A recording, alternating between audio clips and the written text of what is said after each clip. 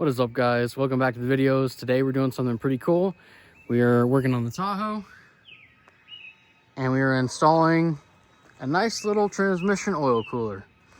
This is going to help a lot with towing transmission temperatures and also daily driving transmission temperatures. So let's get into it. Just to start things off, guys, I do want to say I went from transmission temperatures after driving for about an hour of anywhere from 195 degrees to about 201 degrees, which this is it's an old car. I don't have a lot of history on fluid changes or anything like that, but that's pretty high, as you guys know. 175 is probably more ideal, but after doing this mod, I drove for about an hour of highway and stop and go traffic, city driving for about an hour, like I said, and temps went down. They maxed out at about 135 degrees. So that's not towing anything. I can always come back to you guys later. I'll be making a trip to South Dakota towing a vehicle. So I can definitely let you guys know what temps go up to when towing. But as far as city and highway driving, I got them down to about 135. So if you guys are interested in knowing what the result is of this mod, that's kind of where we stand. Also, by doing this mod, you can expect to add another 1 to 2 quarts of oil capacity to the initial about 5 quarts that a normal drain and fill would take. So just keep that in mind. All right, guys, here's what we have in the box. We have the transmission cooler itself, kind of just like an oil cooler.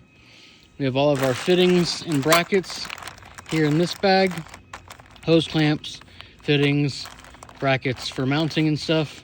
And then we have a little bit of transmission oil line that we can cut to length, and we should be good to go. There's one other thing we're going to need, and I'll show you guys that in a second. Last thing you're going to need is this fitting for your radiator. I'll leave a link to the Amazon page where I bought it down in the description, but I bought all this stuff off of Amazon, so it's nice and cheap. Doesn't have to be super fancy. It'll get the job done. This is what the fitting looks like that goes into your transmission. I'm sorry, your radiator, so that you can tee off the line. And I'll show you guys that right now. It is this guy right here. That guy right there. And basically, this guy will plug in right here, and you can tee this line to the transmission cooler. So I guess let's just go ahead and get started.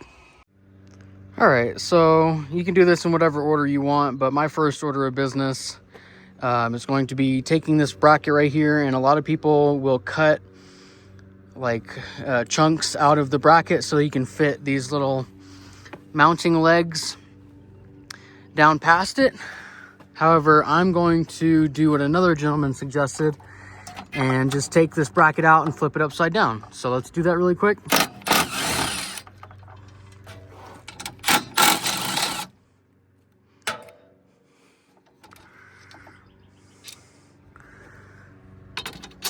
You will have to pull your ambient temperature sensors out of the brackets or whatever, but you can do that by hand. You don't need any special tools, maybe pop clip remover, but it's pretty straightforward. Get that out of the way. We'll zip these 10 mils back in. Next, I guess I'll set up the cooler with the fittings, and then we'll get it in place, and I'll see what else we need to do to mount it. But as far as the fittings, I'm going to take some pipe tape and put it around the threads just so I don't have any leaks. I would hate to have to pull this apart again for a little leak right at this joint. But pipe thread on your fitting. You got a barb here. I'm not sure what the size is or the thread pitch or whatever, but we're just going to screw these fittings here and on this side, and we'll be able to put this right up there. One more thing to mention, you're going to use your hardware on the pre-existing holes here, but when you go to install it, you are going to want to take out this 10 millimeter right here And if you feel like it, you can cut or move this bracket. I'm just gonna tuck it to the side. I don't think it's gonna cause any issues, because otherwise the transmission cooler will not sit flush with the frame or bracket that's already there, and it'll be leaning forward quite a bit, and you won't be able to get your self tappers into this bracket up here at the top to hold the top part of the transmission cooler in. So you want to get this little bracket out of the way, probably take this out of the way so your wire is not getting pinched behind it, and then you're ready to install. All right, so I'm going to do it the same way the other guy did, and I'm just going to use self tappers instead of worried about those bracket things right there. I don't really know where I would attach the brackets to anyways, but I'm going to take some self tappers, and as you can see, these little inner holes right here at the top line up with this existing bracket. So I'm just going to put some really short self tappers through here so I can make sure I don't puncture the radiator. But I'm going to put one in here and one in there, and then we'll worry about figuring out the actual lines. So let's get those in there and then tighten these lower nuts and bolts, and then this will be pretty much mounted. Okay, so now that that's mounted, the bottom two are tight, the top two went in perfectly, nice and tight. So now we have the barbs left open. What I'm going to do next is worry about getting that line off right there so that we can put the other barb in the radiator and then tee off this transmission line. So now that we're up here, you can move that little black grommet off the line itself, and then as you can see, you have a little clip on there that you need to be very careful not to lose. So we're going to take a pick and get that clip off. Then this line should just pull right out. We can pop the new barb right into its place and put that clip back in. All right, clip is out. Best bet is to use a pick and dig it under one of the sides here and then just pop it out. You're gonna have to use both hands.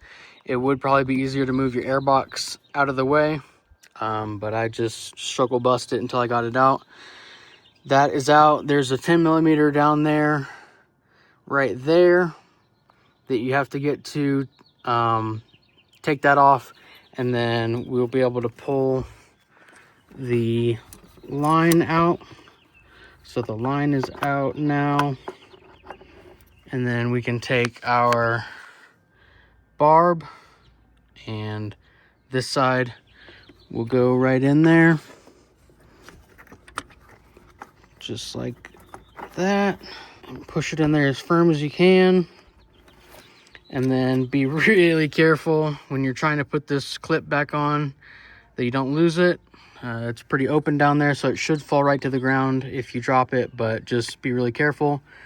Put your clip back in on the barb right there, and then you'll be ready to route your hoses. All right, guys, and it's as simple as that. So we have our line coming off of this side. I routed it up behind the latch. You can see it in here in the cowl above the AC condenser, down, and then through that little gap between the felt or the fabric or whatever you want to call this, the little diverter.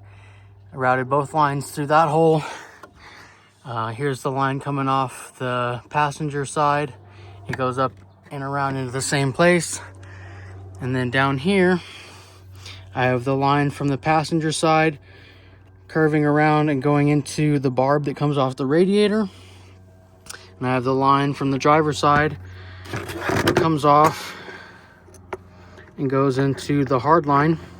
So I'm going to stick that 10 millimeter back in its little bracket, so that way this thing isn't wobbling around. Tighten down all my hose clamps, and it's as simple as that. So let's finish her up, get the bumper back on, and then I'm going to do a transmission drain and fill with fresh fluid. So if you guys know what I'm doing all this in preparation for, leave your guesses down in the comments. Should be pretty fun. My other videos kind of hint at it, so go and watch those. But that's pretty much it for the transmission oil cooler install. It's relatively simple and straightforward. You got to just make sure that the kit that you have comes with all the little mounting screws, bolts, nuts, stuff like that. The kit that I had didn't come with enough line. I happened to have some on hand, so I just cut it and got her done. So let's finish this up. There she is, all buttoned back up. Bumper's back on as good as it can be. Lines are all ran, and then I went to do a drain and fill on the transmission so I could top it off to the proper capacity now that the oil cooler is installed, because it adds a little bit of capacity to your oil, obviously.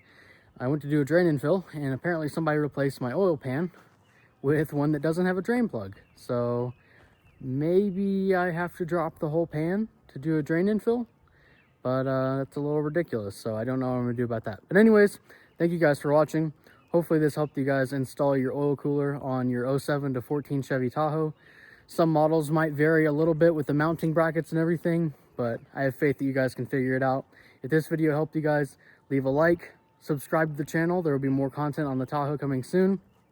There's another project car coming, so definitely subscribe for that. And we'll see you guys in the next one. Peace out.